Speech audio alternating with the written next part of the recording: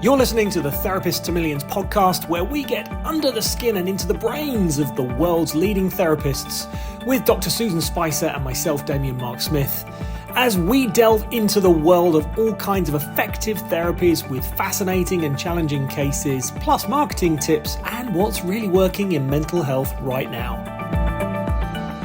Hello and welcome to the Therapist to Millions podcast, where we get under the skin and into the brains of the world's leading therapists and coaches from all over the globe. And today we welcome all the way from Minnesota, Macy Christian.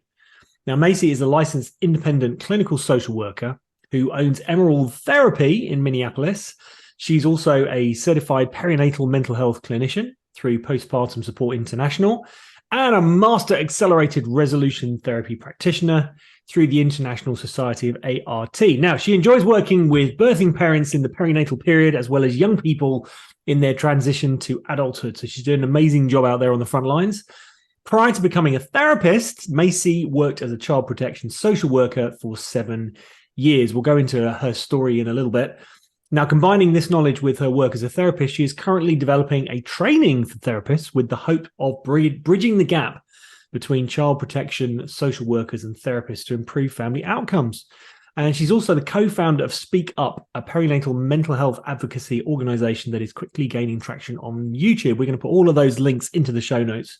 In her spare time, you can find her walking her dogs, just like me, crafting or trying to survive the Minnesota winters. Macy, welcome to the show. Good morning. Great to have you on. Now, tell us a little bit about your journey. So how did you get to, obviously you've got the background as a social worker, you're utilizing it all, but tell us how it's been coming all together for you. Sure. When I first started college, I started as a nurse. I didn't know any other profession. My mom was a nurse, so I was like, that's what I'm going to do. And I actually lost somebody really close to me a couple weeks into college. And it really just shook me. I went home for a couple weeks. I missed school. And by the time I went back, I was like, what am I doing? And so it kind of recalibrated everything. And that's when I discovered social work. And I graduated college a couple years early, which was exciting. But then I found myself at 20 years old looking for a job, and I landed in child protection. So, stuck with that for a few years and decided to go back to school for my master's in social work.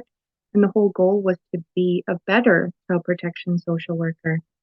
And I would say, yeah, about 7 years in, I was like, I don't think I can do this anymore. Just the work-life balance was tricky. It was fine when I was just a single person, but when I had a family to go home to, it just no longer served me. So that's when I started doing therapy. So that's kind of how I got to where I am now. And tell us a little bit about Speak Up. What's the basis behind that?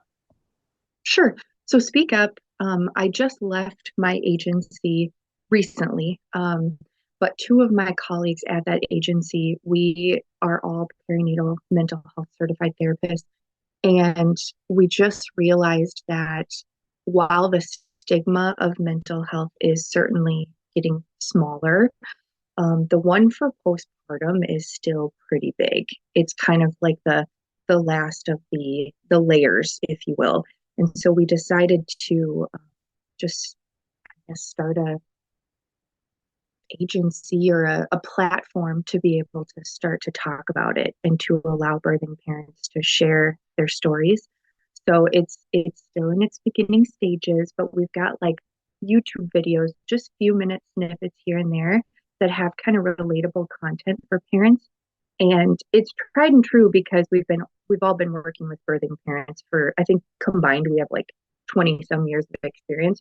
So we know the subjects are relatable. It's just a matter of expanding that and trying to reach people. I love that. And are you using other platforms apart from YouTube as well? Have you tried TikTok or are you using Instagram? Not yet. It's intimidating. I just launched my own private practice. So I've kind of got that over here and just kind of figuring out where I fit in the social media world. A little tip, I would say, get yourself into the free Therapist to Millions training and have a look. We've got some programs in there which are going to help you. Perfect. Thank you. Now let's use let's just using hypotheticals and no identifying factors. Give us some examples of some amazing success stories, any of your biggest challenges, but what you learned from them, and even some fascinating or unusual, interesting cases. Sure. So I would say with, okay, I'll start with biggest challenge. How about that? Biggest challenge was I became a perinatal therapist before I had children.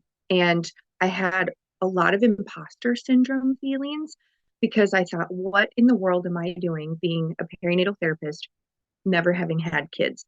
And my colleagues assured me, like, that does not have to be the limiting factor here. Like, you can do this. And so I did for 4 years before I just became a parent 9 weeks ago. Oh, And so congratulations! thank you. And so I worked for, yeah, 4 years as a perinatal therapist without being a parent. And really, my clients were not worried about it like I was. Um, it was really more about, it wasn't about my experience. It never was about my experience. It was about the client's experience.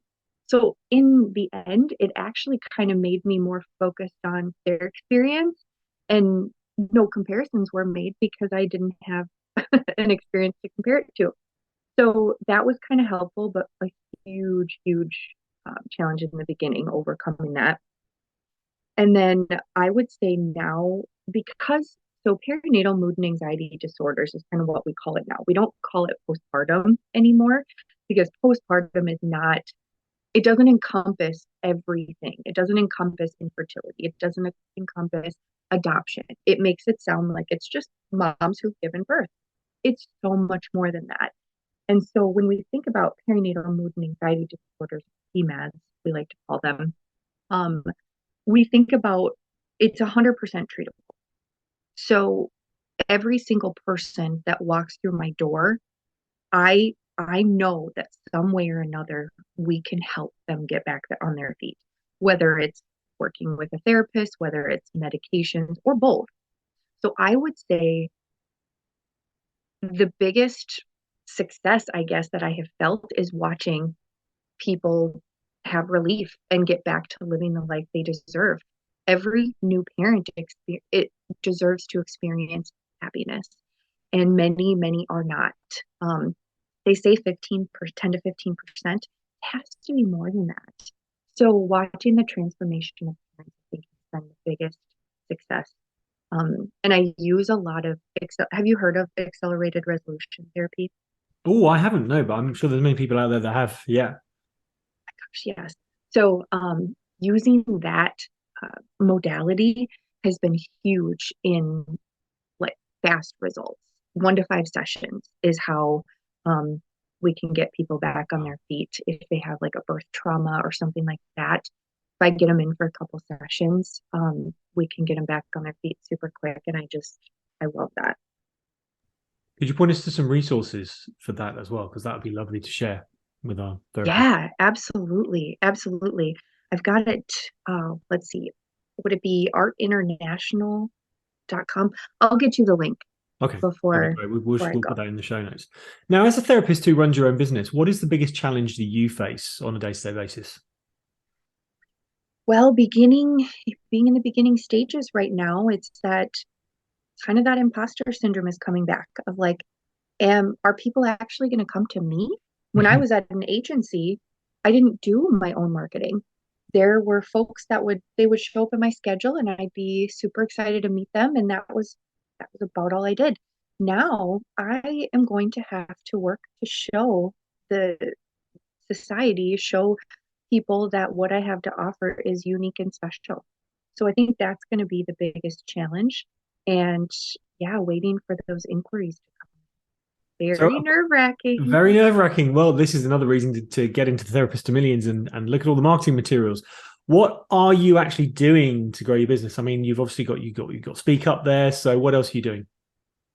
Yeah. So, oh, let's see. I'm on Psychology Today, a pretty kind of tried and true directory, right? Yeah. There's also like um, other directories that I'm on because of my specialties. So like Postpartum Support International, if you are a member of them, a professional member, and you're certified or working towards certification, you can be on their directory. Same with the accelerated resolution therapy. So I'm really channeling the specialties that I have, really trying to hone in on those. And then, of course, connections that I've made over the last several years. It's really nice because a lot of people, I guess, have their own practices too. And they have been so gracious and kind to ask me, hey, what kind of patients are you looking to work with? What's your specialty? What's your passion? And I think those conversations, you keep them in the back of your mind for when you are a patient. So I'm hoping that is helpful. Love that. And again, we'll put the links into the show notes for all of those as well. Now, crucially, how do you look after your own mental health?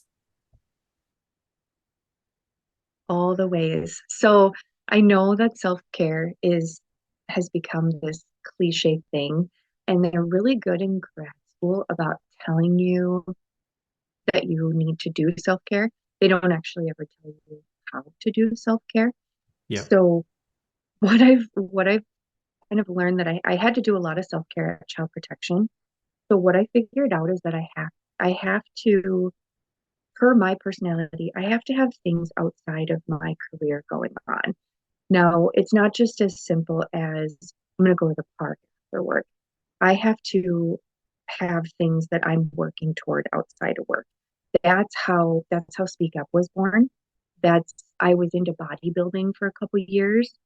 There, I've done well, crafting, dogs, just having things outside of my identity as a social worker and a therapist is super important. And that to me is the ultimate self care. For other people, it might be I need to not do anything.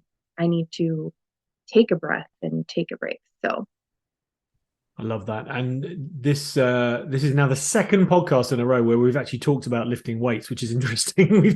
We had a run of horses. Now we're talking about lifting weights, and I think choosing the self care that fits in with what you enjoy and also the amount of time that you have, I think is crucial. But keeping self care as a priority, I think, is something that we're waving a flag for at the minute. yeah. We talk about rocks, stones, and sand. The rocks are your own well-being, and then the stones and the sand are the other bits, and your family as well. So, time you spend with your Yeah. family and self-care, I think, is absolute priority. Okay, let's talk about books for a bit. So, have you written a book? Because sometimes we have people who come on the show and they have, but it's under a different name, interestingly. No. Or are you writing a book? Or if you could write a book, what would the title be?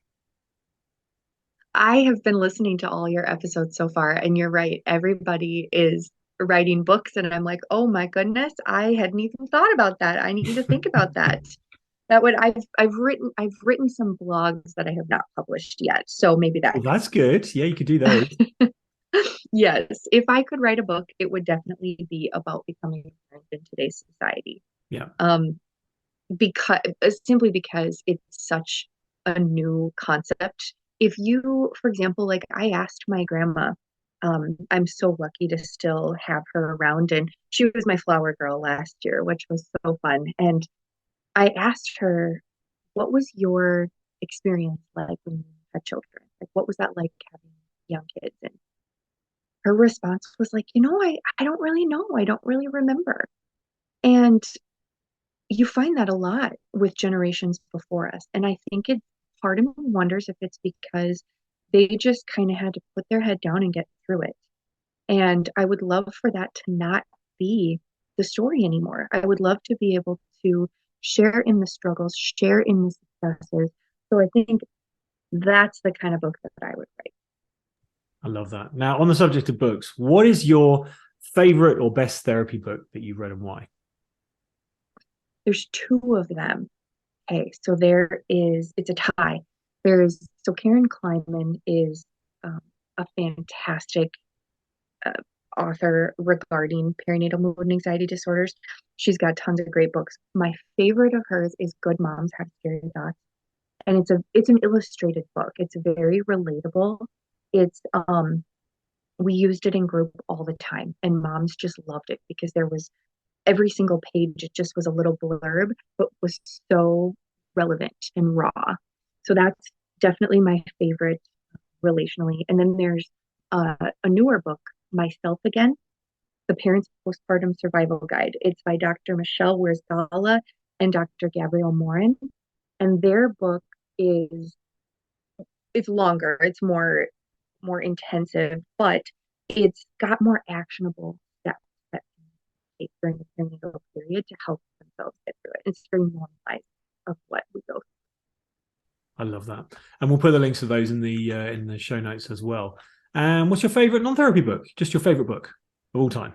I mean, the Harry Potter series is a classic. I was the same age as Harry when he first came out, and so just kind of like followed along the life trajectory. I love that. And which is your favorite book in the Harry Potter series? Putting you on the spot now. OMG. I mean, you have to go with the original. There's nothing like that experience reading that first book for the first time. I'll never be able to replicate that feeling. Love that. It's the Sorcerer's Stone, isn't it? Is that the first one? Yeah. Yeah. Okay, what's your top tip for mental health in the world today? And boy, do we need it. Oh goodness, there's so many. And I would say so remember how I was saying I'm trying to find my place on social media. Mm-hmm. That kind of has to do with it. Trying to figure out how much is enough to fill my cup and how much starts to empty it, especially with new parents, because there are like say Instagram, for example, there are so many families on there that have a bunch of kiddos and they're all in matching outfits. And I see those pictures and I'm like, wow, that looks expensive. That's always my first thought. And so thinking about like sometimes seeing those things might not fill our cup. It might cause us to compare. So figuring out how much, and you really do that by feeling your body, using that somatic experience of like, how do I feel? Like checking in with yourself. If I'm scrolling on Instagram and I see a new recipe that I want to try, I might experience excitement. I might feel that in my body. If I see another post that is a before and after 3-month postpartum body, that's not helpful to me, that might cause me to compare myself. I'm going to check in with my body about that. I might feel some tightness in my shoulders and neck. Oh, okay. I need to be done now. I need to go find something else. Same with watching the news. I love that. That's such good advice. And there's something that we recommend to our clients is just there's actually no point in watching the news because you can't do anything about it anyway. So you might as well read a book, take up dancing, ride a horse, go out for a walk in nature with the dog. It's so much better for you. Love that. It's so true. Now for a chance to win an exclusive Therapist to Millions t-shirt. All we ask is that if you win one, because you haven't won it yet, but if you win one, could you take a photograph of yourself doing your favorite thing? And we're going to add it to our gallery, which we're going to be building up, as well as our library of books as well. So tell us a fact that blows our mind or tell us a joke that's one of a kind to win one. Oh my gosh. Okay. So I was looking for a fact for a really long time and I finally stumbled upon one. My fear is that you might think that I am absolutely full of it. So just hear me out. People will probably have to go check the facts on this one. My mind was blown for so long. So I'm looking forward to not this. to build it up. Okay. Not to build it up. And it's not gross or anything. But basically, so there is a Guinness Book of World Records for how many times you can fold a piece of paper in half. Have you heard this before? Yes, I have. Yes. Oh my gosh. Isn't it the amazing? last one. Oh my gosh. Yes. So maybe you can explain it better than me. I'll try. But before 2002, the record was 8 times you could fold a piece of paper in half. And in 2002, that was broken. The record was broken. A girl was able to fold a piece of paper 12 times. And it was a 4,000 square foot piece of tissue paper.